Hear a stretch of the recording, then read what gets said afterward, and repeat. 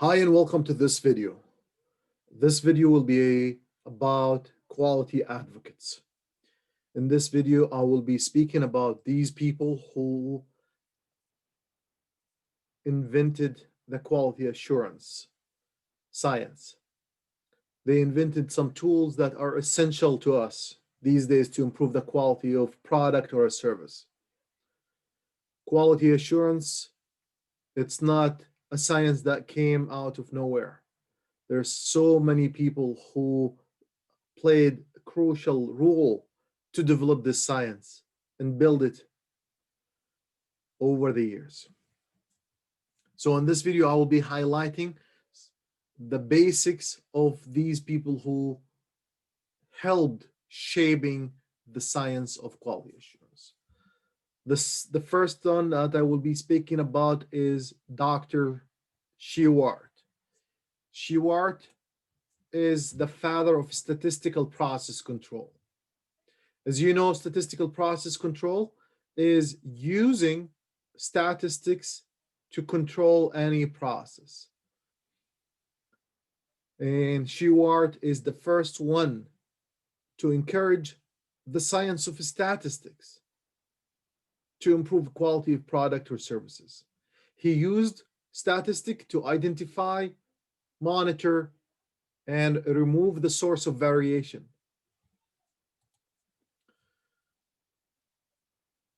And in this case, when translating customer requirements to actual product and service, statistical measures of key characteristics are important to ensure quality. We will learn more about translating the customer satisfaction or the customer needs from customer words and verbs and descriptions into technical specifications. And one of the things that Dr. Shewhart told us to do is to use statistical and measures to convert the customer needs. Dr. Shewhart is one of the people, or actually the first person to encourage us to use an easy statistics. We're not speaking about very advanced statistics, just a simple one, such as a mean, standard deviation, and many others that we will learn in this class.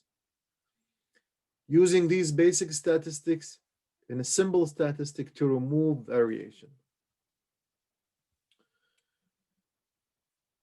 Common cause variation is defined by Shewhart as normal process fluctuations due to nature. So the changes in the process due to the nature. This is not because of reasons or external factors. These are happening because of the nature of the process. This type of variation can be removed from the process only by changing the process. The common cause variation, it is happening by the nature, and you only can remove it by changing the whole process. Also, Dr. Shewhart identified something called a special cause variation. Special cause variation is happening in the process due to external factors. And it's not normally part of the process. It can be identified and isolated as the cause of a change in the behavior of the process. So before we move on, Dr. Shewhart identified these two types of variations. One is the common cause variation, and the other one is a special cause variation. The special cause variation is the risky one. This is where we should focus as a quality engineers, as a quality managers, as a project manager. We should look into these special cause variation and look into the root cause of these issues and remove them. If there is a need for more training for your workers, we do that.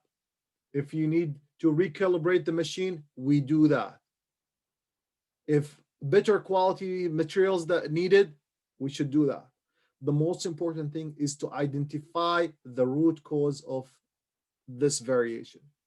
And so once you identify the root cause of this variation, which is the special cause variation, we remove it out of the process to make the process stable and predictable. And this is when we reach to a high quality process. Dr. Shewhart invented something called control charts. And this is a big part of this class. We'll be speaking about control charts, and we will be developing different charts, different control charts. Statistical process control chart actually is called by Dr. Shewhart or Shewhart charts.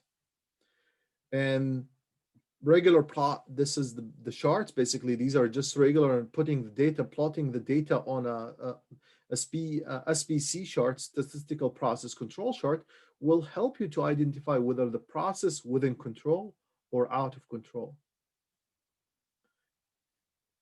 So basically what we do when we study the statistical process control, we will be creating the average of a process. So it will be 3 lines. One is the average of the process, and then we calculate the upper control limit and the lower control limit.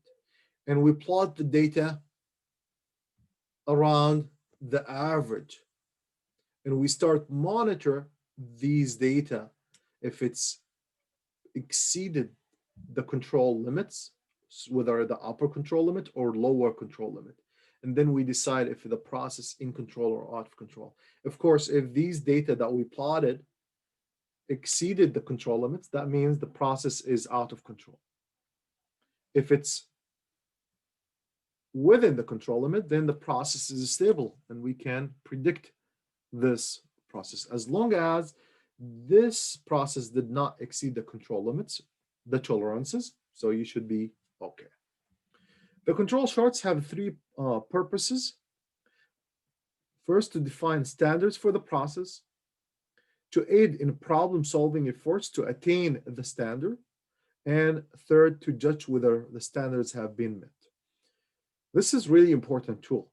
Sometimes we don't know what's the normal process. In order to establish the normality for any process, we need to study it. We need to do some time studies. In order to do that, we have to observe it and do some time studies and take the average of the process and create the control charts. And this is where we start establishing the standard of the process. This is the first purpose of the statistical control charts. The second is to help with problem solving and to attain the standard. So we need to implement the standard for long term, not just only for a short term, but also we need to maintain this standard. And the last purpose of this quality control chart is to judge whether the standard have been met or not. And this is for future. Once we establish the standard for any process, we use this standard to benchmark future processes with the standard that we have. A statistical process control provide a framework for monitoring the behavior of a process and provide a feedback loop that enable organization to achieve dramatic process improvement.